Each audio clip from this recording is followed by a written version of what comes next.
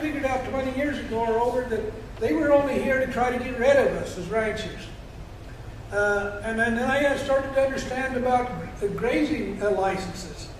It took me a little while. I finally decided that, hey, those grazing licenses were contracts. And I understand when we make a contract with somebody that we are, the Constitution backs up contracts. If I make a contract with anyone here and one of us break that contract, what are we going to do with it? We're going to end up in court. We've signed our contract of a certain agreement, and now we've broke it, so we're in trouble. But when we get involved in the government and sign leases and that type of thing, I understood contracts. But one of the main things I understood was the fact that they were basically, their language was cattle free by 92, no more move by 93. Does anybody understand that? What? You got it backwards. No more move by 92, cattle free by 93. Okay, that works. You know, when I heard that, I thought that'll never happen. But then I seen 52 of my neighbors disappear. And I just talked to people in Nevada here just the last day or two. Since 1980, the livestock industry is 1/2 of the number of cows in Nevada that we had in just 1980. In 1964, I remember, that was when I was in school, and Elko County was the cattle capital of the world. That was what we took back to FFA National Conference. That was we come from the cattle capital of the world, was Elko County. You know, things have really deteriorated. And let me tell you again, let's get back to the one man stand thing. When I decided that I was paying grazing fees for somebody to manage me out of business, I said, hell no. I said no, and then I said hell no, didn't I? Why would I pay somebody to manage me out of business? And so I said no, and what I learned from that point on, I was constitutionally right. I found out that 12.5% of my grazing fees was going to pay their for management, and then I found out that all of the rest of the grazing fees were supposed to come back as range improvements upon our ranches. And I found out that this endangered species, all these other wildlife things and all that, they were using all of our grazing improvements money back on there. So what I did is I fired the BLM. Well, when I fired the BLM, let me tell you how I did it. I did it through a constructive notice to the Bureau of, or the Solicitor's Office and the Interior Office and the State of Nevada District Office. And what did I tell them? I said, I no longer need your service as a manager over my ranch, and I'm not going to pay you for that no more. And for 20 years, I have not paid any grazing fees, and as far as I'm concerned, the BLM don't exist.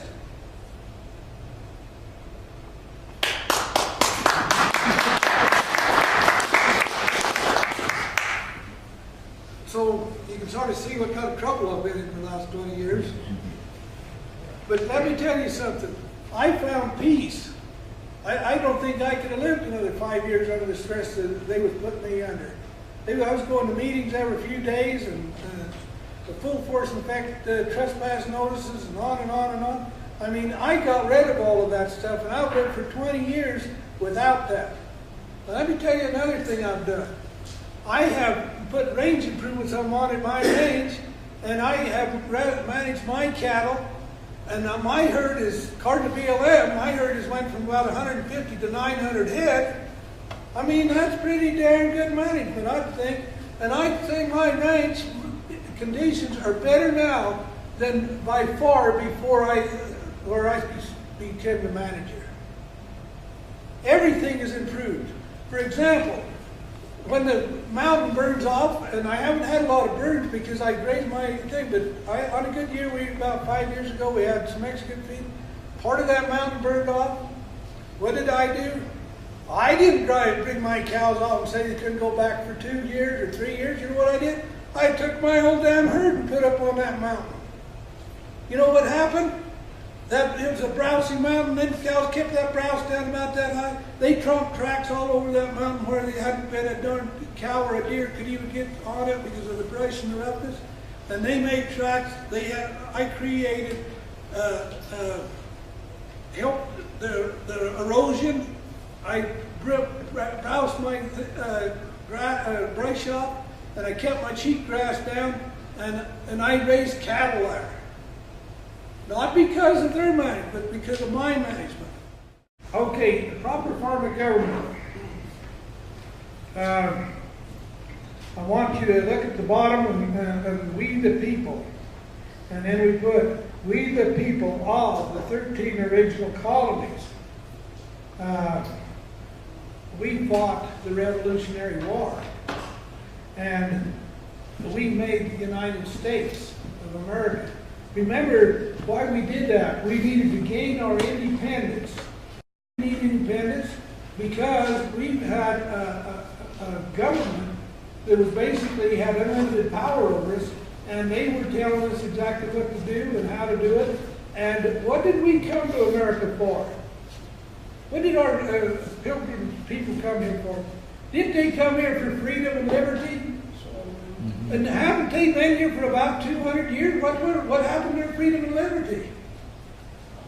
They did not have their freedom and liberty even after 200 years of struggling in America. And so they fought the strongest army in the world, the British Army. And what did they do? They whipped them.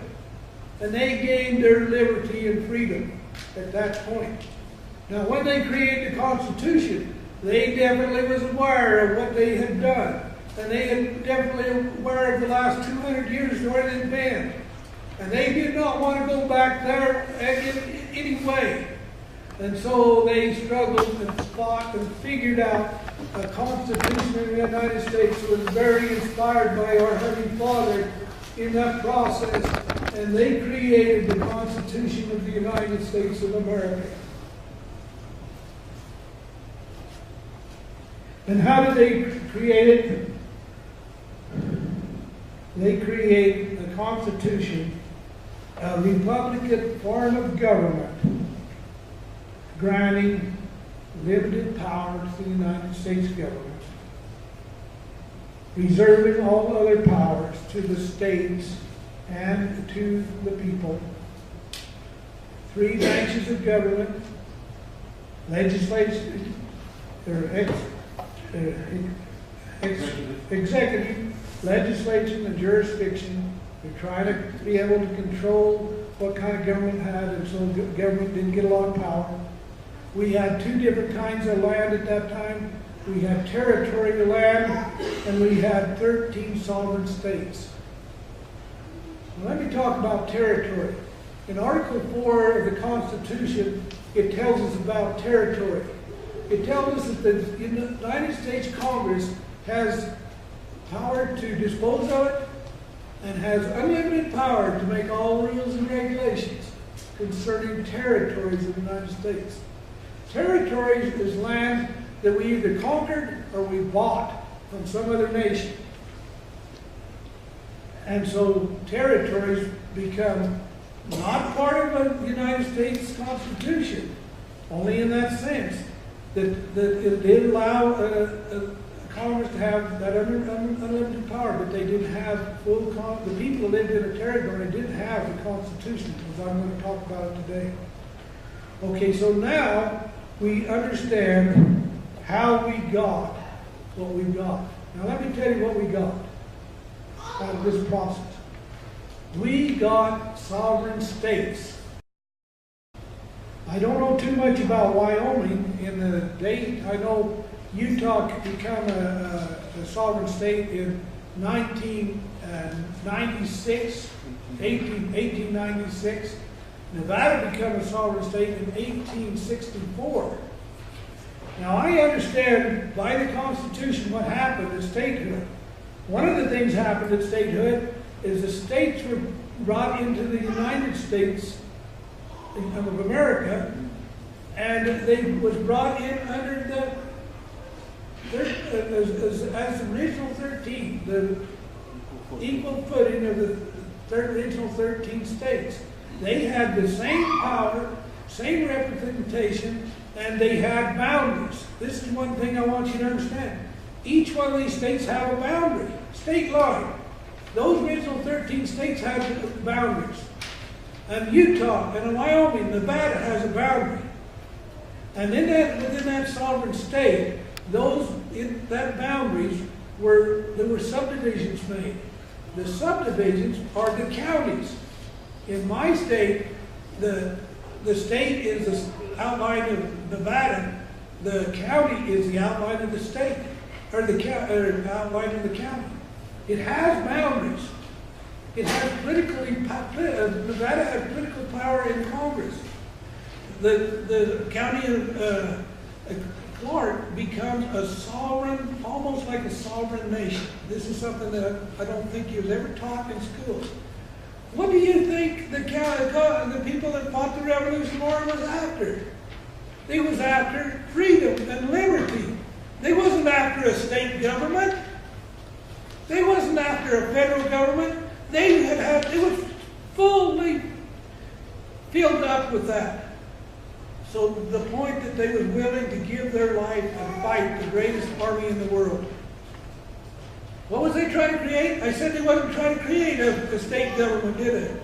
They was trying to create a government close to home, where we the people could rule, where we the people could make decisions, where we the people could have policing power.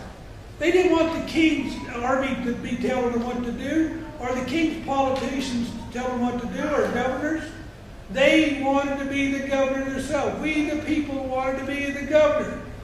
We the people wanted freedom. We the people wanted freedom to do what they wanted to do. And we had struggled for 200 years and still didn't have that. So now we have subdivisions called counties. And this is where our county commissioners come in so important. We, the people of that county, elect these county commissioners. We choose them and we put them in position. Maybe we pay them, maybe we don't. It don't matter. We do elect them and put them in that position. Now, we do that as a democracy. But let me tell you something about democracy. I learned this from my buddy right here. Democracy is, might have to remember, mob. Democracy is like a mob power. Let me explain democracy to you. Democracy is mob power. It is like, say somebody steals a cat or horse down here in town, and hey, we know who stole that horse. And they run him down and they get him caught, and everybody in town comes, and somebody hollers, let's hang him. And somebody else says, let's vote on hanging him. Well, the whole town votes that they hang this guy. That's democracy. Yeah, all of you voted. Hang this son of a gun. He stole somebody's horse. He's a horse thief. Hang him. Okay. But they get him on the horse and they get it over around his neck and they get ready to kick that horse out from under him. And the county sheriff shows up. And he says, oh no, boys. He says, this is a republic form of government that we worked under. And I have been elected to be your sheriff. You pay me to be your sheriff. And let me tell you something, boys. If you hang that man, every one of you guys will hang, because I will make sure you have the trial that he should be getting, and you will all hang. So think about this a little bit. He says, you get him cut down. I will take him to the jail, and he will get his constitutional opportunity to be represented and have a fair trial with a jury, and then they'll decide if he's guilty or not. But at this point, he's not guilty. Now, do you see the difference between the republic form of government and the democracy?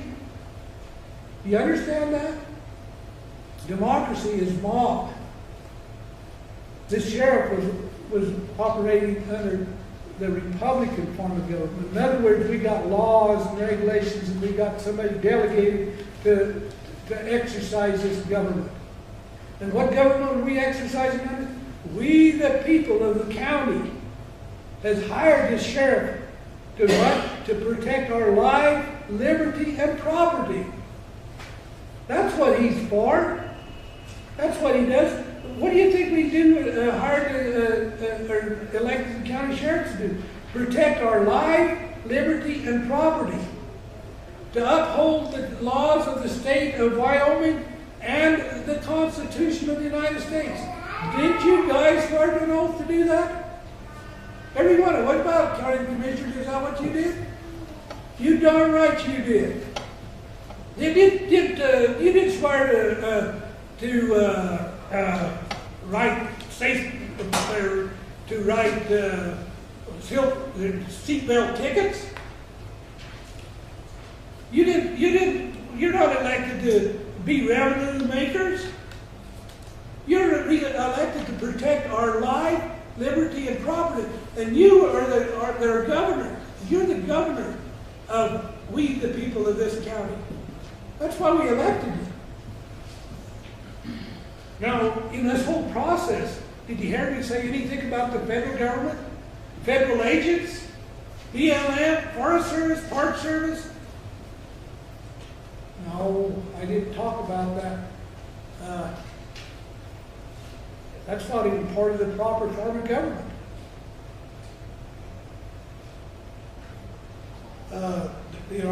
Land ownership. Did we talk? How does a BLM owning land? If you understand the Constitution, how does this endangered species thing come try to take over the land and talk about sage grouse? Why does that have to do anything here?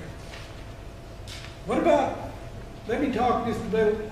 Well, let me go one more step here. Okay. As I explained this, I know I might have got a little confused, but do you understand what I'm talking about on the proper form of government? I want by hands that you say, what's wrong with this form of government? Does anybody have any problem with this form of government? It's just right. It's just right. Has anybody else got any problem with this form of government? Do you believe this is what our founding fathers was trying to tell us? Yeah. Okay, why don't we live it then? If we believe it, why aren't we living it? We got a damn mess all around us. Our whole nation is in a mess.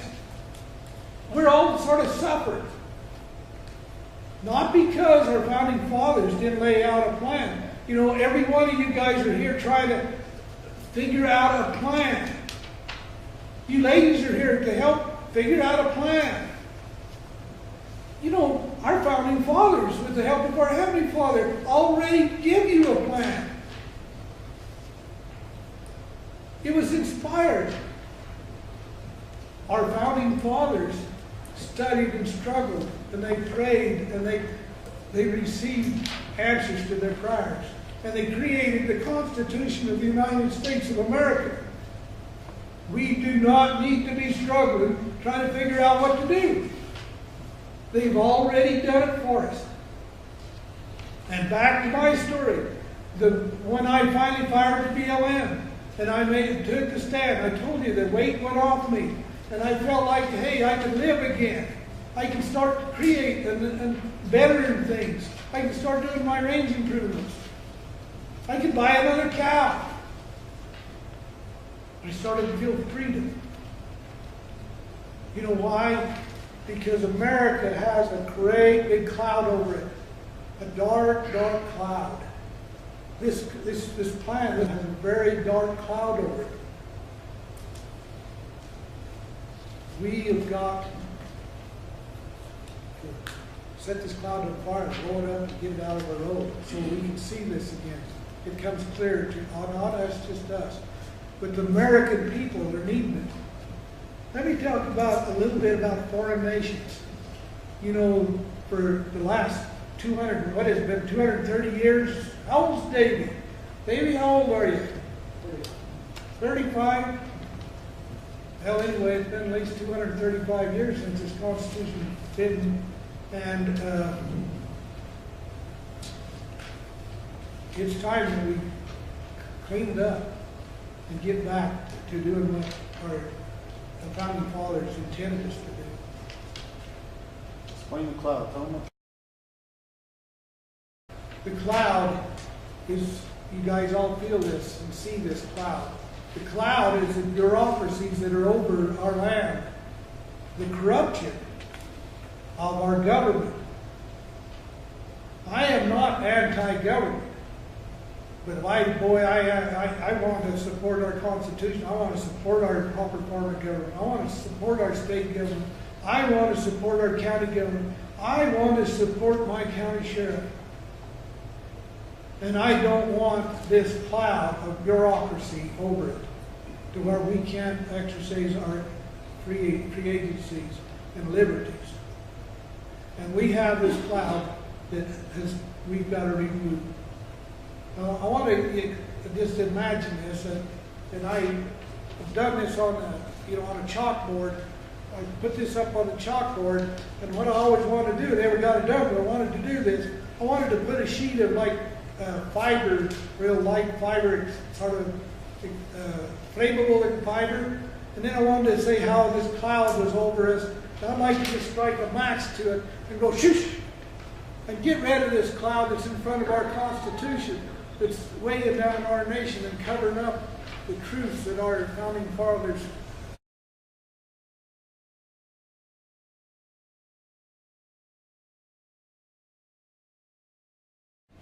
I want to talk to our county commissioners just a little bit, and when I talk to them, I'm talking to every county commissioner in the United States. You represent we the people. Not we the people of the state, not we the people of the nation, not we the people of this world. You represent we the people of this county. When you get outside of this county, you don't represent nobody. But in this county, you swore to an oath to protect their life, liberty, and property. Uphold the laws of the state of Wyoming and the Constitution of the United States. If you don't know what them things are, then you better learn, because I'll tell you what, next time they vote, they better vote you out. Better get somebody in there that does understand these things. And you don't better understand that you don't work for the federal government. You don't work for the state government. You don't even work for the county government, except for what you work for we the people. That's what you do. And anytime you represent some other organization, it's like you represent a foreign nation. Like representing Russia over here, or Mexico, or Canada. It's treason to the people of your county. Anytime you sign an MOU with a foreign agent that has nothing to do with we the people, you are in trouble. And county sheriff, it's the same with you. You're paid, and you're elected, and you're paid by we the people to uphold the laws of Wyoming and the United States Constitution. You swore to an oath that you'll protect life, liberty, and property, not of the next county, only of this county. When you go over that line, you don't have no jurisdiction or authority. When you're here, you have proper constitutional jurisdiction and authority. You have the only policing power, and you have the only arresting power. Even if an FBI man comes to your county, he does not have arresting power. He might make you think he does, and the rest of you might think he does, but he does not have arresting power in this county. That man right there is the only man that has that power. He can delegate that power only to his deputies that you, the people, pay for. He can't delegate that power to, say, a BLM ranger? No way in the world can he. If he can, you guys better sue him to start with, and you better get rid of him next election. If he signs any kind of MOU with them kind of people.